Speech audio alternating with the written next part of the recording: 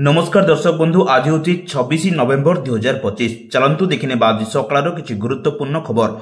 जदि पर्यंत वीडियो को लाइक करना वीडियो को लाइक करने सह चैनल को सब्सक्राइब करी कमेंट माध्यम जानतु आपण माने केउ जिला देखुचंती जाद्वारा एबळी गुरुत्वपूर्ण खबर आपण मानक पाखरे सर्वप्रथमे पहुंची पारिबो। नंबर 1 10 वर्ष भितरे बदल जिवो ओडिसार चित्र। समृद्ध हेबो ओडिसा। देशरे श्रेष्ठ 5 राज्य मानक भितरे रहिबो Odisha. Utkal chamber of commerce and industry पक्षरु आयोजित समृद्ध ओडिसा कॉन्क्लेव को उद्घाटन करी मोहन माझी आगामी ओडिसार स्वप्न उपरे एमिति आलोकपात करिसंती। मुख्यमंत्री कहिसंती ओडिसार शिल्प विप्लव आरंभ होइछि। सरकार एबे सुद्धा 5,60,000 कोटी 260 प्रकल्प अनुमोदन करिसंती। या द्वारा 3,60,000 नियुक्ति सृष्टि हेबो। 2036 सुद्धा अर्थनीति रे श्रेष्ठ 5 राज्य रे ओडिसा रहिबो बोली मुख्यमंत्री कहिसंती। नंबर 2 दिल्ली रे वायु प्रदूषण चरम स्थिति रे पहुंचिछि। सृष्टि होइछि जलवायु संपर्कित एक अघोषित जरूरीकालीन स्थिति। लागू होइछि वर्क फ्रॉम होम नियम। लोकों स्वास्थ्य सुरक्षा ने दिल्ली सरकार ए निष्पत्ति नेचंती। सरकार और बेसरकारी ऑफिस रे केवल 50% कर्मचारी रे काम हेबो। अवशिष्ट कर्मचारी घरे रही काम करिवे। आज ठारू ए नियम कार्यकारी होइछि। नंबर 3 27 रे बंगोपसागर रे सृष्टि हेबो बात्या। ओडिशा उपरे प्रभाव नहीं होइनि स्पष्ट। बंगोपसागर रे आउ एक बात्या सृष्टि पई पाग अनुकूल हेबा बेले मालयेशिया संलग्न मालसाको प्रणाली उपरे एक स्पष्ट चिन्हित लघुचाप क्षेत्र सृष्टि होइछि। या सहित जड़ित घूर्णिबलयटी समुद्र पतन ठारू 7.6 किलोमीटर उच्चतार रही। यह धीरे धीरे पश्चिम उत्तर पश्चिम दिगक गति करने सह घनीभूत होई 48 घंटा दक्षिण बंगोपसागर में बात्यार रूप ने बोली आईएमडी पक्षर कहुछि। तेबे यार प्रभाव ओडिशा उपरे कौन रहिबो से नहीं स्पष्ट होइनथिबा पाणीपाग विभाग सूचना दैछन्ति। नंबर 4 राज्य कैबिनेट बैठक रे 3 प्रस्ताव को मंजूर मिलछि। राज्य कैबिनेट और मंत्री परिषद बैठक बसिछि।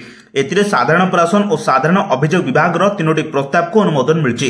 राज्य सरकार को अधीनस्थ ख वर्ग और ग वर्ग अंतर्गत विभिन्न सेवा और पदवी नियुक्ति निमंते मिलित स्नातक स्तर नियुक्ति प्रक्रिया नियमावली 2022 रे संशोधन कर दैछि। नियमावली 2022 रे शेड्यूल 1 रे 4टी नुआ पदवी को शामिल करा जिवो। उच्च माध्यमिक 10th प्लस 2 स्तर किंबा समान स्तर स्वतंत्र सेवा और पदवी पई मिलित नियुक्ति परीक्षा नियमावली 2022 रे संशोधन कर दैछि।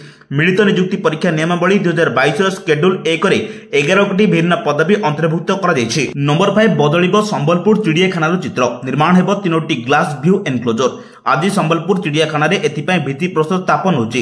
केंद्र शिक्षा मंत्री धर्मेंद्र प्रधान और पंचायत राज मंत्री रवि नारायण नायक 3टी एनक्लोजर भित्ति प्रस्तर स्थापन करिसंती।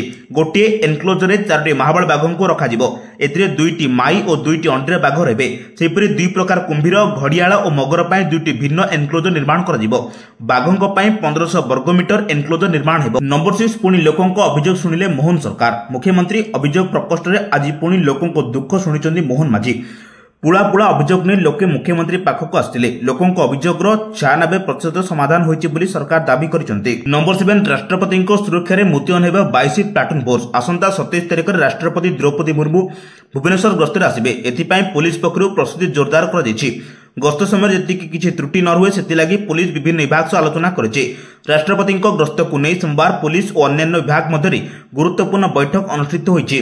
राष्ट्रपति 27 तारिख अपराह्न 2टारे भुवनेश्वर विमानबंदर रे पहुंचतार कार्यक्रम रहिछि। से उक्त दिन राजभवन में राति यापन करेंगे। 28 तारिख में विधानसभा कार्यक्रम में जोग देवे। नंबर 8 जातीय हार ठारू ओडिशार अभिवृद्धि हार 2.20% अधिक रही। ओडिशा को किभଳି देशर सबुठारु अग्रणी राज्य में परिणत करा जाय पारिबो ताकू नै मुख्यमंत्री मोहन चरण माझी उद्यम चलाइछन्ति। एपरिक रविवार मध्य लोकसेवा भवन में बसी सरकारी कार्य करुथिबा परिलक्षित होइछि। आशा रही 2036 रे ओडिशा जेतेबेले तार जन्म शतवार्षिक उत्सव पालन करिबो सेतेबेले को एक समृद्ध और शक्तिशाली राज्य रूपे देश उभा होइबो। ए परिप्रेक्षी रे राज्य सरकार को अर्थ विभाग पक्षरु राज्य रे आर्थिक स्थितिवस्था ने एक रिपोर्ट जारी होइछि जेउथिरे ओडिशार विकास एक बे तरंगत हेबा जणा पड़िछि। नंबर 9 ओटीटी 2025 पई बढ़िला फॉर्म पूरण अवधि। ओडिशा शिक्षक योग्यता परीक्षा ओटीटी 2025 पई फॉर्म पूरण करिबा शेष तारिख 2 दिन वृद्धि करा जायथिबा नै माध्यमिक शिक्षा बोर्ड बीएससी पक्षरु जणा पड़िछि। सारा राज्य में प्रार्थी माने आवेदन प्रक्रिया समाप्त करबा पई अवधि समय मागिबा परे ए निष्पत्ति नै जायथिबा कहै जायछि। ओटीटी 2025 आवेदन फॉर्म दाखल करबा शेष तारिख नवेम्बर 27 तारिख पर्यंत घुंचाई दी जायछि। पूर्वरु ए तारिख नवेम्बर 25 मध्यरात्रि पर्यंत थिला।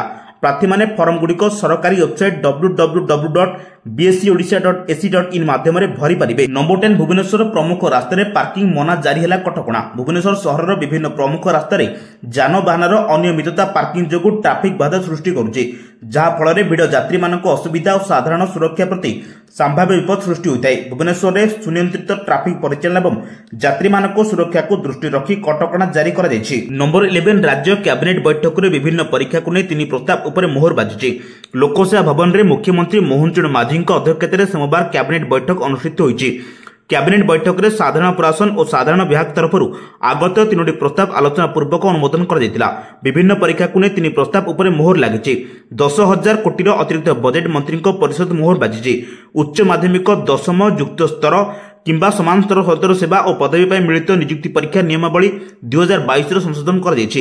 ରାଜ୍ୟ ସରକାରଙ୍କୁ ଅଧୀନସ୍ଥ ଖ ବର୍ଗ ଏବଂ ଗ ବର୍ଗ ଅନ୍ତର୍ଗତ ବିଭିନ୍ନ ସେବା ଓ ପଦବୀରେ ନିଯୁକ୍ତି ନିମନ୍ତେ ମିଳିବ ସ୍ନାତକ ସ୍ତର ନିଯୁକ୍ତି ପ୍ରକ୍ରିୟା ନିୟମାବଳୀ 2022ର ସଂଶୋଧନ କରିଛି ରାଜ୍ୟ କ୍ୟାବିନେଟ୍, ଯାହାଫଳରେ ଓଡ଼ିଶା କର୍ମଚାରୀ ପ୍ରବରଣ ଆୟୋଗ ସର୍ବମୋଟ 24ଟି ଭିନ୍ନ ପଦବୀଗୁଡ଼ିକୁ ମିଳିବ ସ୍ନାତକ ସ୍ତର ନିଯୁକ୍ତି ପରୀକ୍ଷାରେ ପରିଚାଳିତ କରିପାରିବେ। ନମ୍ବର 12 ଯୁବଗୋଷ୍ଠୀଙ୍କ ଆଶା ଓ ଆକାଂକ୍ଷା ପୂରା କରିବା ହେଉଛି ଆମ ସରକାରଙ୍କ ଲକ୍ଷ୍ୟ, କହିଛନ୍ତି ମୁଖ୍ୟମନ୍ତ୍ରୀ ମୋହନ ଚରଣ ମାଝୀ ନିଯୁକ୍ତି ମେଳା ଓ ପ୍ରଶିକ୍ଷଣ କାର୍ଯ୍ୟକ୍ରମରେ ଏହା କହିଛନ୍ତି। କଳିଙ୍ଗ ଷ୍ଟାଡିୟମରେ ମଙ୍ଗଳବାର ଦିନ ମୁଖ୍ୟମନ୍ତ୍ରୀ ଶ୍ରୀ ମାଝୀ 12ଟି ବିଭାଗର ନୂତନ ଭାବେ ଚୟନିତ 7,293 ଜଣ ପ୍ରାର୍ଥୀଙ୍କୁ ନିଯୁକ୍ତି ପତ୍ର ପ୍ରଦାନ କରିବା ଅବସରରେ କହିଛନ୍ତି, ଆମ ସରକାର ଖାଲି ପଡ଼ିଥିବା ପଦ ଏବଂ ଖାଲି ହୋଇଥିବା ପଦ ପୂରା କରୁଛନ୍ତି। ବିଭିନ୍ନ ବିଭାଗକୁ ଏଥିପାଇଁ ନିର୍ଦ୍ଦେଶ ଦେଇଥିଲେ। ସରକାର ଦ୍ରୁତ ଶିଳ୍ପାୟନ କ୍ଷେତ୍ର କାମ କରୁଛନ୍ତି। ଆମ ସରକାର ଆସିବାର 500 ଦିନ ଭିତରେ 37,325 ଜଣଙ୍କୁ ନିଯୁକ୍ତି ଦେଇଛନ୍ତି। ଆଜି ଦ୍ୱାଦଶ ନିଯୁକ୍ତି ମେଳାରେ 12ଟି ବିଭାଗର 7,293 ଜଣ ପରୀକ୍ଷାର୍ଥୀ ନିଯୁକ୍ତି ପତ୍ର ବିତରଣ କରାଯାଇଛି। ପୂର୍ବ ସରକାରରେ ଏମିତି କମ୍ ଦିନରେ ଏଭଳି ନିଯୁକ୍ତି ଦିଆଯାଇନଥିଲା। 2 ବର୍ଷ ମଧ୍ୟରେ ଆମ ସରକାର 65,000ରୁ ଅଧିକ ନିଯୁକ୍ତି ପ୍ରଦାନ କରିସାରିଥିବେ। ଆଉ ଦେଶରେ 4ରୁ କମ୍ ପ୍ରତିଶତ ସରକାରୀ ଚାକିରି କରିବା ସୁଯୋଗ ଲାଭ କରିଥାନ୍ତି। ତେଣୁ ଆମ ସରକାର ଶିଳ୍ପାୟନ ମାଧ୍ୟମରେ ନିଯୁକ୍ତି ସୁଯୋଗ ବୃଦ୍ଧି କରିବାକୁ ଲକ୍ଷ୍ୟ ରଖିଛନ୍ତି। ନମ୍ବର 13 ଶ୍ରୀରାମ ଜନ୍ମଭୂମି ମନ୍ଦିରରେ ଐତିହାସିକ ଧ୍ୱଜା ଉଡୁଛି। ଶ୍ରୀରାମ ଜନ୍ମଭୂମି ମନ୍ଦିରରେ ଐତିହାସିକ ଧ୍ୱଜା ଉଡୁଛି। ଆଜି ଅଯୋଧ୍ୟାରେ ଏକ ଐତିହାସିକ ମୁହୂର୍ତ୍ତ ଜୀବନ୍ତ ହୋଇ ଉଠିଛି। ଶ୍ରୀରାମ ଜନ୍ମଭୂମି ମନ୍ଦିର ଉପରେ ଧର୍ମଧ୍ୱଜା ଉଡ଼ିଥିବା ବେଳେ ଏହି ପବିତ୍ର ଅବସରରେ ପ୍ରଧାନମନ୍ତ୍ରୀ ନରେନ୍ଦ୍ର ମୋଦି ପ୍ରଭୁ ରାମଙ୍କୁ ହାତ ଯୋଡ଼ି ପ୍ରଣାମ କରିଥିଲେ। ଏହି ଅବସରରେ ପ୍ରଧାନମନ୍ତ୍ରୀ କହିଥିଲେ ଯେ ଆଜି ଅଯୋଧ୍ୟା ସହର ଭାରତର ସାଂସ୍କୃତିକ ଚେତନାର ଏକ ଭିନ୍ନ ଯୋଗଦାନ ରଖୁଛି। ଶ୍ରୀରାମ ଜନ୍ମଭୂମି ମନ୍ଦିରରେ ପତାକା ଉତ୍ତୋଳନ ଉତ୍ସବରେ ଏହି ମୁହୂର୍ତ୍ତ ଅନନ୍ୟ ଏବଂ ଅସାଧାରଣ। ନମ୍ବର 14 କୋଇଲା ମନ୍ତ୍ରାଳୟର ସ୍ପଷ୍ଟୀକରଣ ପରେ ବି OPCL ଓ OPGC ମିଶ୍ରଣ ଯୋଜନା ଆଗକୁ ବଢ଼ିବ। Odisha coal and power limited OCPL କୁ Odisha power generation corporation OPGC ସହିତ ମିଶ୍ରଣ ପ୍ରସ୍ତାବ ଅନୁମତି ପ୍ରାପ୍ତ ବୋଲି କୋଇଲା ମନ୍ତ୍ରାଳୟ ସ୍ପଷ୍ଟ କରିବାର ଗୋଟିଏ ଦିନ ପରେ ଓଡ଼ିଶା ସରକାର କହିଛନ୍ତି ଯେ ମନ୍ତ୍ରାଳୟ ସହିତ ଆଲୋଚନା କରାଯିବ ଏବଂ ମିଶ୍ରଣ ଯୋଜନାକୁ ଆଗକୁ ବଢ଼ିବ। OCPL ହେଉଛି OPGC ଏବଂ ଓଡ଼ିଶା ସରକାରଙ୍କ ଏକ ମିଳିତ ଉଦ୍ୟୋଗ କମ୍ପାନୀ, ଯାହାର ଅଂଶଧୀନ ଢାଞ୍ଚା ଯଥାକ୍ରମେ 51% ଏବଂ 49%। ଅଗଷ୍ଟରେ OPGC ବୋର୍ଡ ମିଶ୍ରଣକୁ ଯୋଜନା ଚୂଡ଼ାନ୍ତ କରିଥିବା ଜଣାପଡ଼ିଛି। ନମ୍ବର 15 ଆଜି ବି ଖୋଲିଲାନି ମଣ୍ଡି, ପୁଣି ଗଡ଼ିଲା ସମୟ। ଆଜି ମଣ୍ଡି ଖୋଲିବ ବୋଲି କହିଥିଲେ ମନ୍ତ୍ରୀ, କିନ୍ତୁ ବିଳମ୍ବନାର ବିଷୟ ଆଜି କେଉଁଠି ମଣ୍ଡି ଖୋଲିଲା ତା ଜଣାପଡ଼ିନି, ଯାହାକୁ ନେଇ ଅସନ୍ତୋଷ ପ୍ରକାଶ କରିଛନ୍ତି ଚାଷୀ। ଅନ୍ୟପଟେ ମଣ୍ଡି ଖୋଲା ବିଳମ୍ବକୁ ନେଇ ସରକାରଙ୍କୁ ଘେରିଛନ୍ତି ବିରୋଧୀ। ଜବାବରେ ବିଜେପି କହିଛି ଚାଷୀଙ୍କ ସହ ଅଛନ୍ତି ମୋହନ ସରକାର। ବିଳମ୍ବରେ ହେଉ ପଛେ 25 ତାରିଖରେ ମଣ୍ଡି ଖୋଲିବ ବୋଲି ସମବାୟ ମନ୍ତ୍ରୀ କହିବା ପରେ ଚାଷୀ ଆଶ୍ୱସ୍ତ ହୋଇଥିଲେ। ଅମଳ ଧାନ ଆଣି ବିକିବାକୁ ମାର୍କେଟ ୟାର୍ଡରେ ଗଦା କରିଥିଲେ, କିନ୍ତୁ ବିଳମ୍ବନାର ବିଷୟ ଦିନ ତମାମ ଅପେକ୍ଷା କଲା ବି ସନ୍ଧ୍ୟା ସୁଦ୍ଧା ରାଜ୍ୟରେ କୌଣସି ସ୍ଥାନରେ ମଣ୍ଡି ଖୋଲିନି। ଏଇଭଳି ଗୁରୁତ୍ୱପୂର୍ଣ୍ଣ ଖବର ପାଇବା ପାଇଁ ଆମ ଚ୍ୟାନେଲ ସହ ଯୋଡ଼ି ରୁହନ୍ତୁ। ଯଦି ଏପର୍ଯ୍ୟନ୍ତ ଭିଡ଼ିଓକୁ ଲାଇକ୍ କରିନାହାନ୍ତି, ଭିଡ଼ିଓକୁ ଲାଇକ୍ କରିବା ସହ ଚ୍ୟାନେଲକୁ ସବସ୍କ୍ରାଇବ୍ କରି କମେଣ୍ଟ ମାଧ୍ୟମରେ ଜଣାନ୍ତୁ ଆପଣମାନେ କେଉଁ ଜିଲ୍ଲାରୁ ଦେଖୁଛନ୍ତି, ଯାହାଦ୍ୱାରା ପ୍ରତିଦିନ ଏଭଳି ଗୁରୁତ୍ୱପୂର୍ଣ୍ଣ ଖବର ଆପଣମାନଙ୍କ ପାଖରେ ସର୍ବପ୍ରଥମେ ପହଞ୍ଚି ପାରିବ। ବ୍ୟୁରୋ ରିପୋର୍ଟ, ସାବଧାନ ଓଡ଼ିଶା।